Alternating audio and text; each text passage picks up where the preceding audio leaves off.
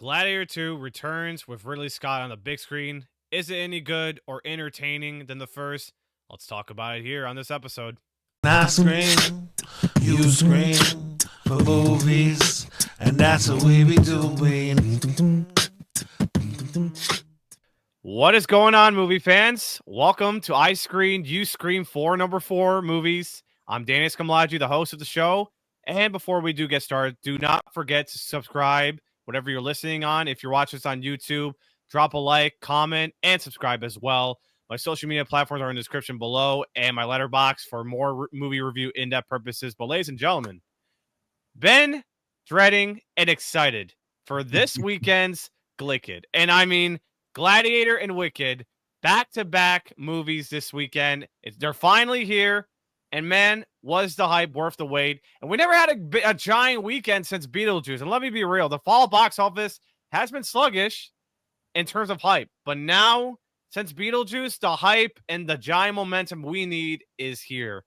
So, but today's episode, though, we're talking Gladiator. And for this episode, I have to bring in a new coming guest coming on from Cinema Conversations with Poe. This is Poe himself joining me on today's episode. Poe, welcome to the show. Hey, man. Thank you for having me, man. It's a real honor to be here. It's great. I'm all up and excited. Gladiator II time, baby. Let's go. Now, let's get started with this question. Are you entertained with the sequel? As a guest, how are you entertained with this one? And is it better? Just a question, though. We're not going to, delve too much, but we will delve bit by bit. Is this better to you than the first one in an entertaining way if it really entertained you?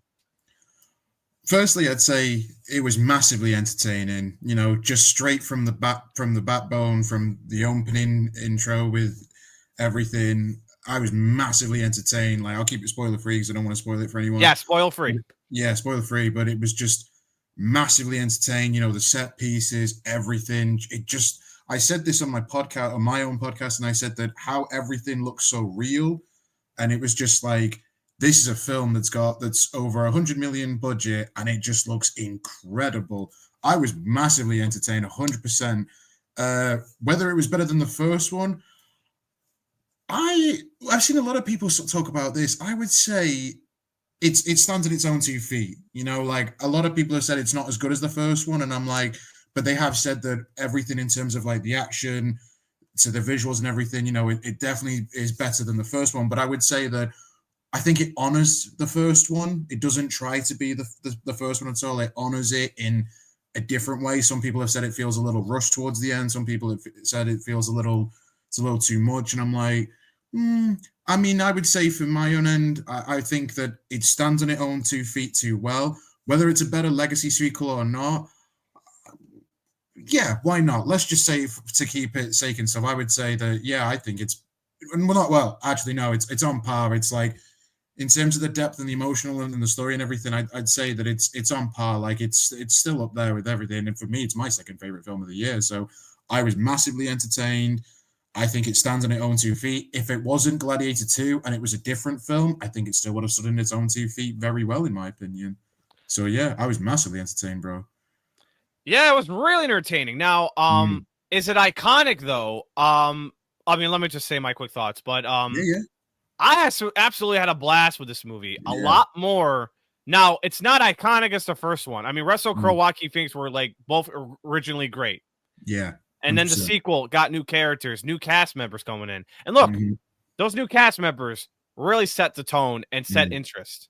And I personally had a blast with those characters. Yeah. And I had a blast with the pieces they put in that is completely whack in terms of historical accuracy. And I mean, there's a lot of things in this movie that's completely inaccurate, but I can't blame the fact that it has to be innovatively fresh. And I mean, Ridley Scott just took the time and said he would come back and do a sequel like this. I can't imagine anyone coming back would have done this. And I mean, it's so rare that anyone, let's say the first Top Gun movie was by Tony Scott. The sequel was done by Joseph Kosinski. And it was so fresh and amazing. It's just hard to top it. And look, Gladiator 2 is not perfect. It's not really amazing. I mean, it's not really amazing as the first and iconic. but packs a punch, entertaining all the way. I was sitting down, edging on my seat, and enjoying the moment of these actions. I mean, it's so amazing. I mean, there's The a lot to spectacle as take in. well. The spectacle, it's a spectacle legacy sequel that isn't just an original movie. It's completely out of the water that people may have issues with how this movie was supposed to be. And yeah, look, it's shot beautifully, and the way this movie looks, it's made at a higher budget, but the problem is there was an incident that raised the budget. And I was like, is this going to make back all its money for how much money it made during the incident? And it only cost like $250 million. Exactly. I think that's the whole thing now. And I think that's actually decently okay. Yeah. But the problem is it's got to make a lot of money. But I think overseas is going to help this movie a lot. We'll see. I can only pray, and the legs on this movie would be hopefully great. But Gladiator II packs a punch, and I enjoyed it way more personally. Yeah. I enjoyed it a lot more, like I said. Yeah, no, I was the same when I saw it on the Thursday. I'll say this really quick. When I saw it on the Thursday on the open caption preview, I was just like completely. I wasn't sitting back. There was no moment I was like leaned back in my seat. I was completely like sat up for the entire film, man. It was completely on the edge of my seat as yourself, man. It was unbelievable, breathtaking, man. 100%. It's iconic to you by chance, or is it not as iconic as the first one? Like, let's say even like crazy iconic. I don't know. I think time will tell. I think it depends on the audience themselves. Because as you said, the first one with Joaquin Phoenix and Russell Crowe and what they did with that, and of course, like, you know, the "Are you not entertained?" Like, that's probably one of the most recognizable quotes in cinema history. So I don't know. I think with this one, I think this will definitely speak to. I think this will bring in a younger audience, like a younger male and female audience to this. Because I remember when the first one came out, I was only 4. So I remember only seeing snippets of it and stuff. But I think in time it will be. I think it will stand out that both of them are 2 incredible historical period drama films that, you know, on a spectacle. It's been 24 years since the first one, so it's just like, you know, I think it will. I think as the time goes on, I think it definitely will become that. But it's a little too early to say at this moment in time, I believe. Yeah, time will tell, but right at the moment, it's not as iconic, or not even iconic as Joaquin Phoenix says, "Am I not merciful?" That's the best line in the movie to me. Yeah, and that's what I really liked about that. Improvised as well. It's that was really improvised. great. That was insane. Really. Yeah. So I'm not surprised that they sort of left behind those greatest quotes in cinema history and go into a sequel like this. I get it. So, yeah, like you said, brings new people in that never experienced the first one, and it's got great callbacks. So, I mean, you possibly may not want to see the first one if you already like. It's gonna have great flashbacks and clues that'll pull you in to what's going on or where it leaves off or how it came to be. So, yeah. All right, the cast. Let's talk about them straight off the bat, and let's save one particularly because, man, is this guy on hot right now? But let's talk about the Maximus son himself. He's played by Paul Mescal. Yep. And man, let me just say, people didn't say he looked like a tough guy, but when he pulled up the show, he was a tough guy. He pulled it off as Lucas. Lucas? Did I say Lucas right? I can't say. I'm not even good with these names for Lucius. Fuck it. We're doing it live. I'm not good with these type of Rome names. That's crazy to me. Yeah. And I never got to practice about Lucas. Yeah. Said I missed strong again. But yeah, look, he was phenomenal. Paul Mescal was a phenomenal, great performer. He was fantastic.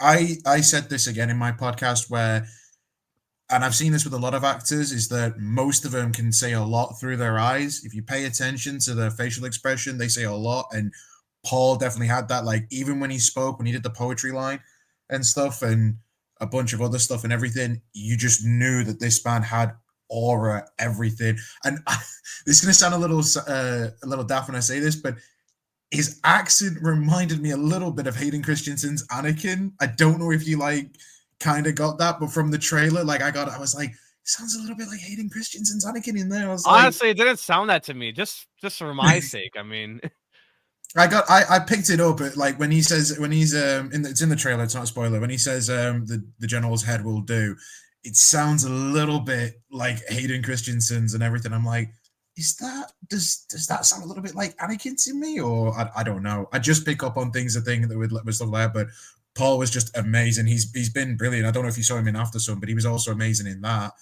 And then Normal People, which I've only seen one episode, but he was fantastic in that as well. And he's great, man. He earned it. He was brilliant. Some people have like kind of criticized him. I'm like, dude, he brought his A game and nailed it. He was fantastic.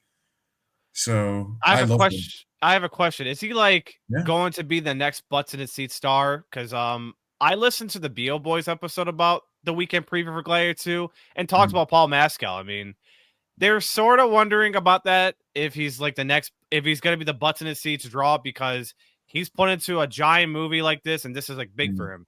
So for a movie like this, he did great. Now it's call comes down to if he's like a draw, and I don't know if it's going to be the case.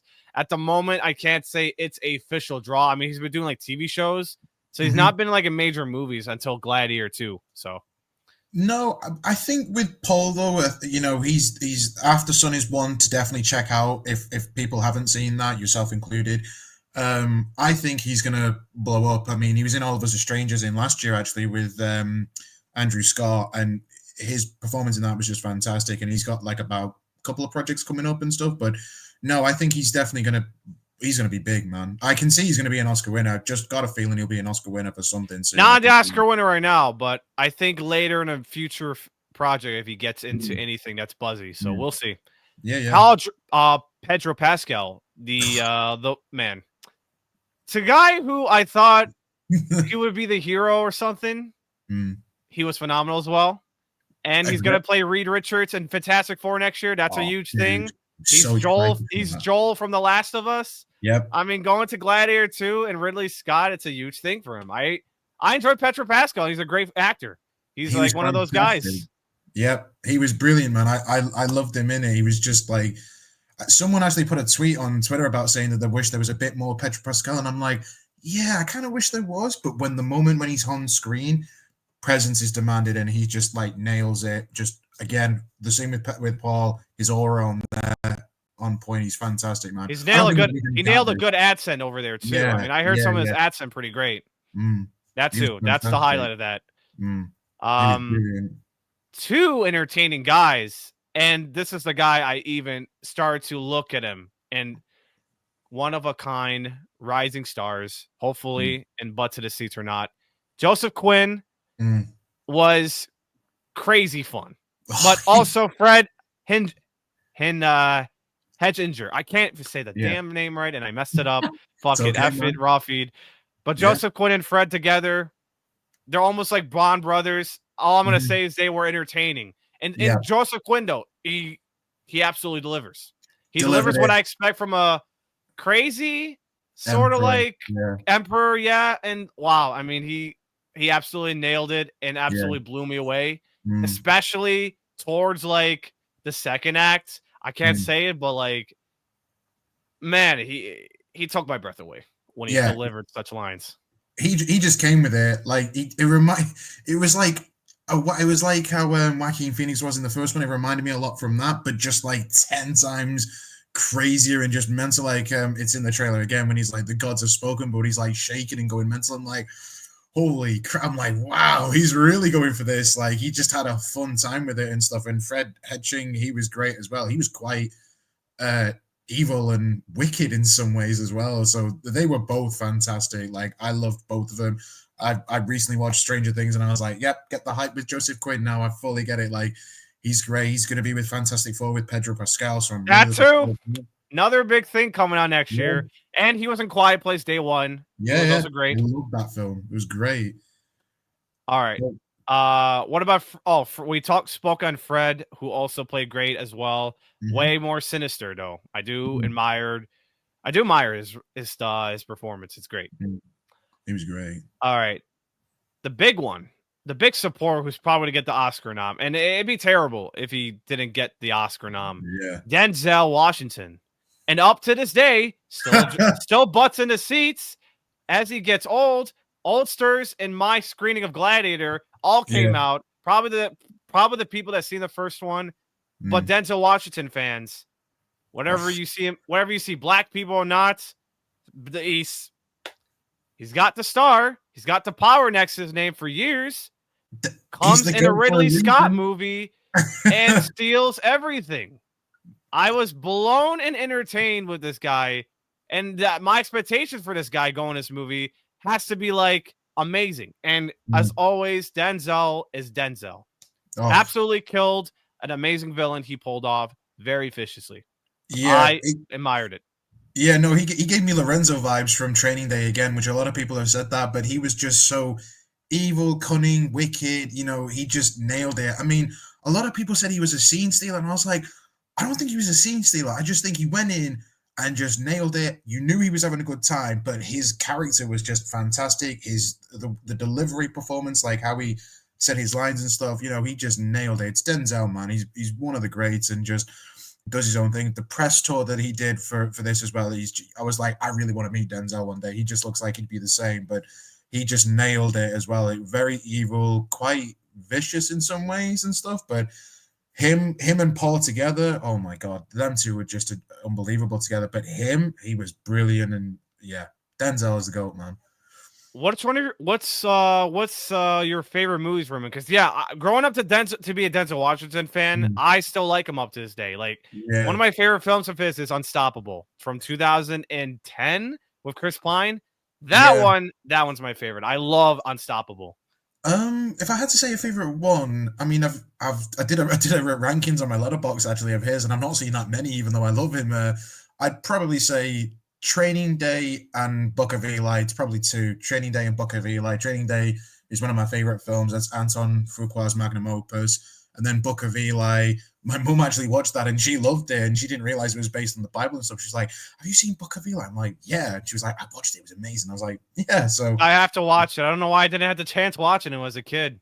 Yeah. No, man, oh man. I'm too behind these kind of movies. When it's hard to watch them on a home video when you want to win this on the big screen. That's just tough for me. Yeah. It's so tough for me like that. And that's just me. But Denzel's Denzel, like I said. So I hope a sequel gets made, and I'll possibly watch it. I doubt it though. No.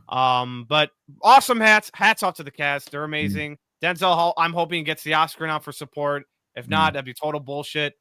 But I do want to ask, is this whole movie Oscar worthy? Me, I don't think so personally.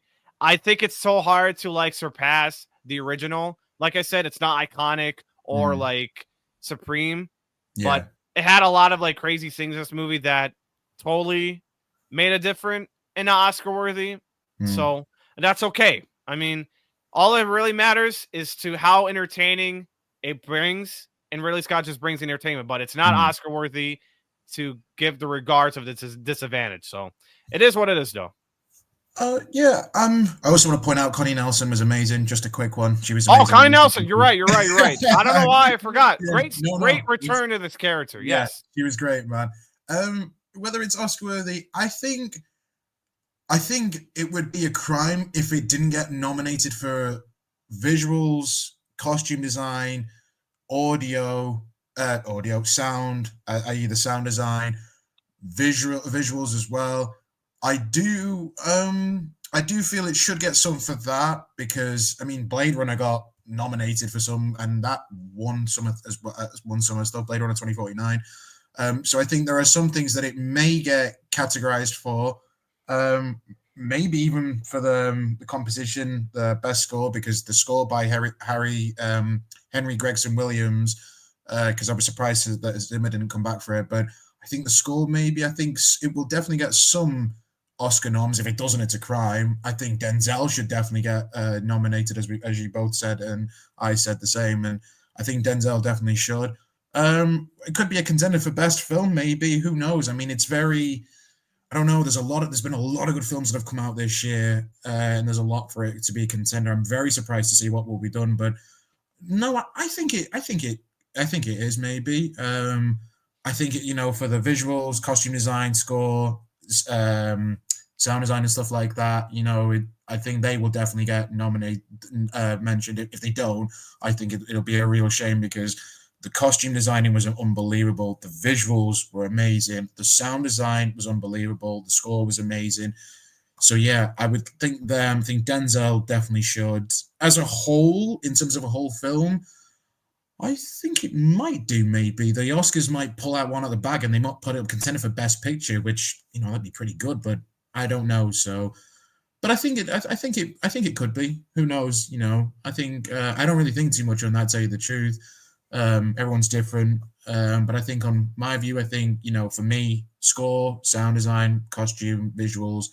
And set design. Oh no, there's no set design award or anything like that. I don't think. Production design, actually. That's it. I think it definitely should, because how they made everything just look so real. I'm just like, so I think it might be.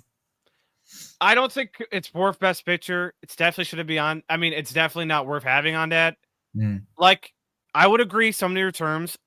Production design, costume design, support nom, and I remember the soundtrack, but I was just only entertained. So I don't know if the soundtrack was a huge iconic thing.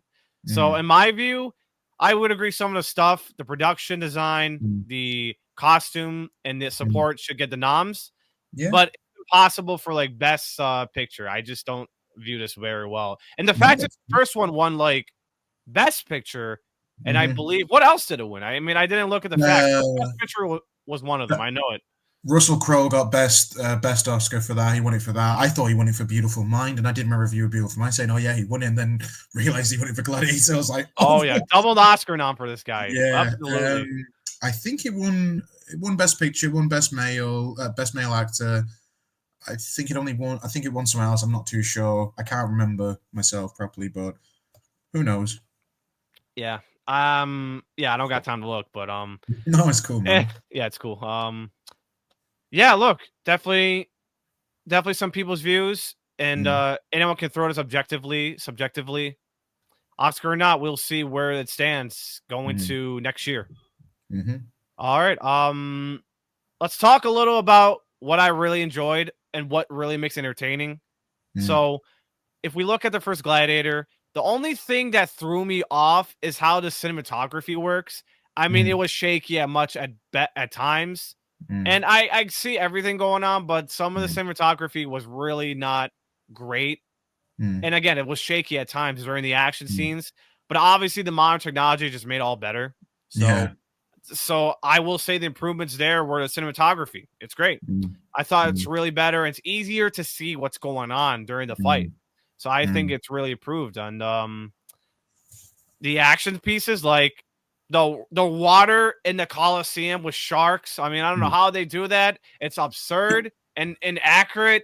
You know what? It's Ridley Scott. Let him do what he does.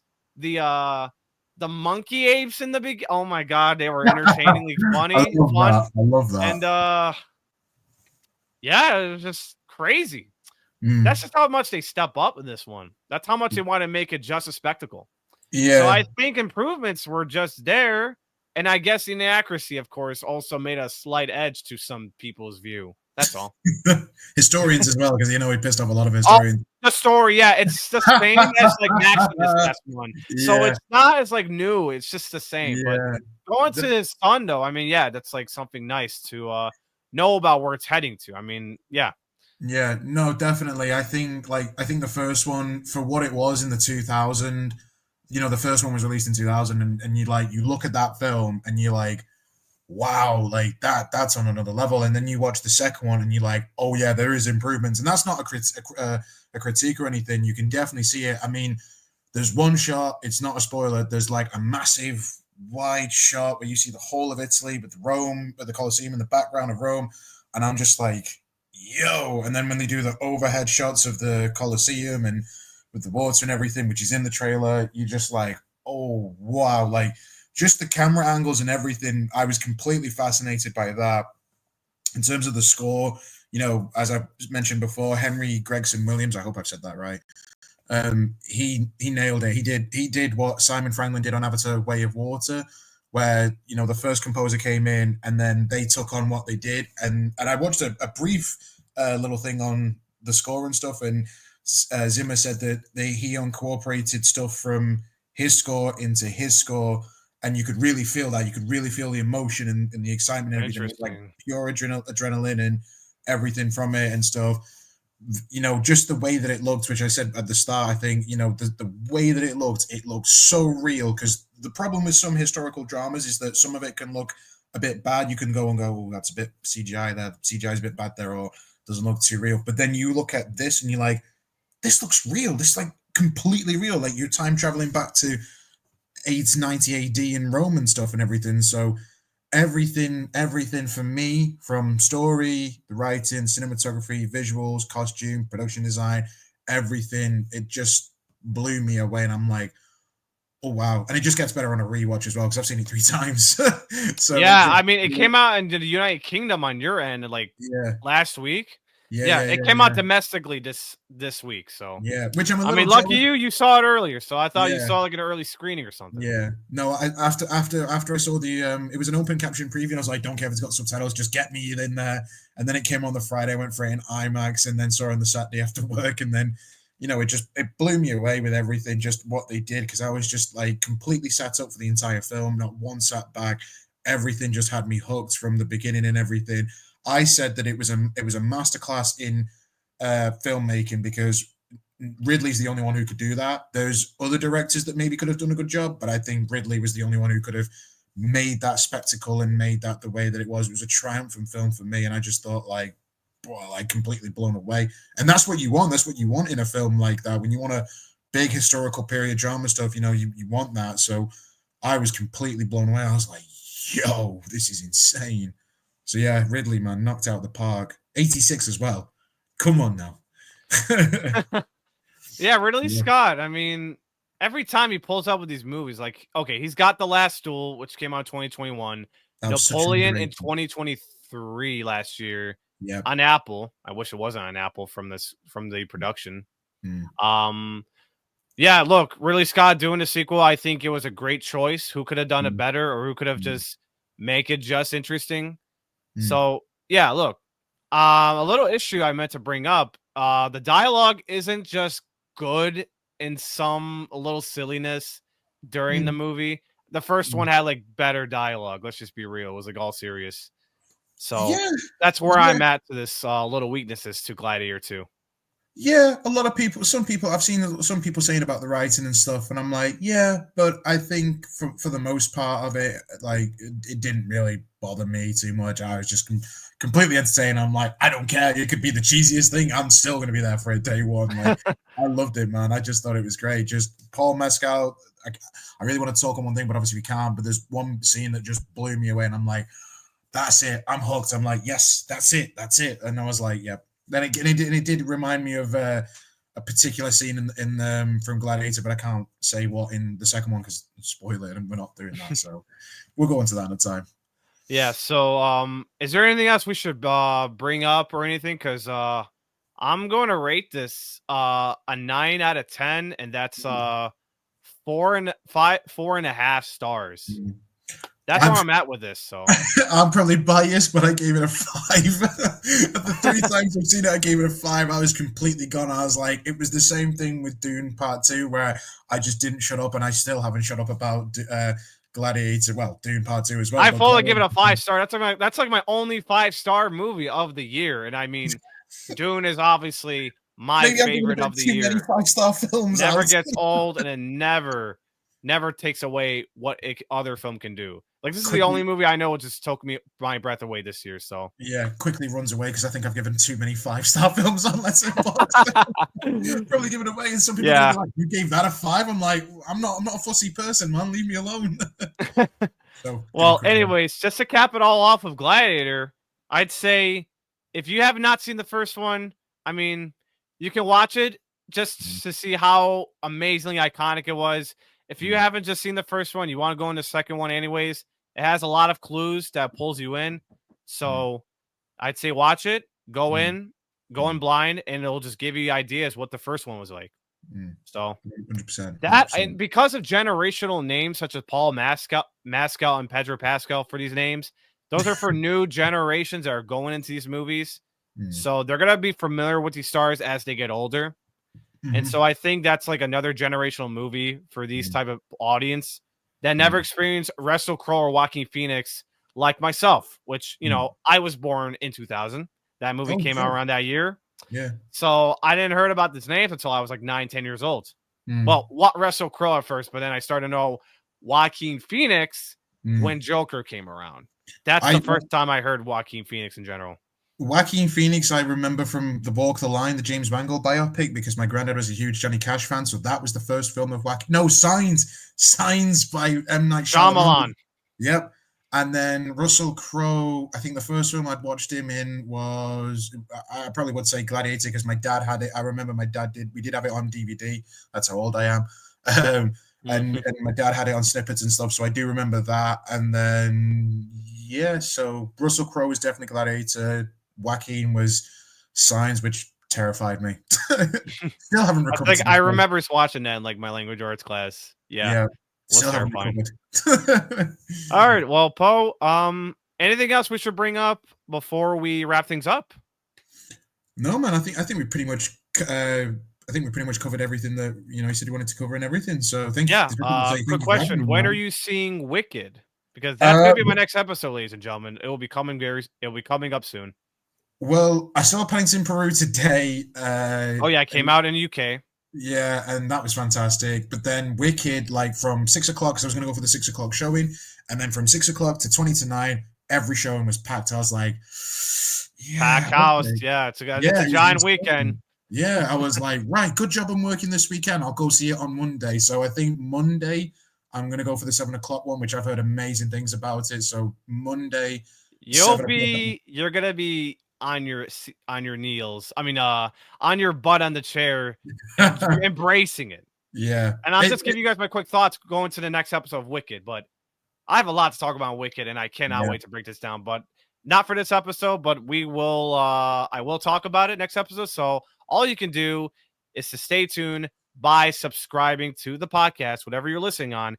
If you're watching this on YouTube, I can wave my hands right here. This is Poe waving his hand, and just to remind you, Poe, and everybody, of course, Sonic 3 is in a few weeks. I'm excited. Let's go. I just got to see the standee in my local theater. I'm so happy. So that's coming out. Sorry, man. I'm not ready for that film. Yeah. So, anyways, to cap it all off. Oh, Poe, not to be disrespectful, where can the listeners check you out? Where can what? Sorry? Where can they find you, and where can they check you out? Oh, on my socials, my Twitter is on Poe Said What. I have my my podcast on Spotify, Cinema Conversations with Poe. It's on YouTube Music, same Cinema Conversations with Poe. It's also on Apple Podcasts, Cinema Conversations with Poe. I think it's on Google Podcasts as well, if anyone uses Google Podcasts. I don't have a YouTube. I'm maybe starting to do that, but I'm a little bit I'm a bit iffy with it, but we'll see. Is your Spotify the one that really matters? Because I can just leave that link in the description. Yeah, no, that'd be great, man. Spotify is more where I'd be there and everything. So yeah, that'd be great, man. Yeah, appreciate that. Yeah, so everyone, like I said, stay tuned for the Wicked episode coming soon. Probably going to be in the next few days. So all you can do, like I said, subscribe to the podcast, wherever you're listening on, and stay tuned for the Wicked review. About to be amazing to talk about. And social media platforms are in the description below: Twitter, X, and TikTok. They'll both be in the show notes. Letterboxd for more movie depth and review purposes. And that's all I got for now, ladies and gentlemen. But I hope you guys enjoyed Wicked. I hope you guys seen Gladiator and Wicked. If you have seen one of them or both, let me know in the comment sections below on YouTube, where you can see me waving my hand. But if you're listening to the podcast, go subscribe to the YouTube channel, because that's where the fun's at. Like I said, you'll get to see my face, Poe's face, the Sonic poster, and the YouTube is where it's at. So subscribe there now. And ladies and gentlemen, until then, this is Dan Escamlaji signing off. Till then, I'll stay scream for the movies, and I'll see you guys in the next episode. Peace. Awesome.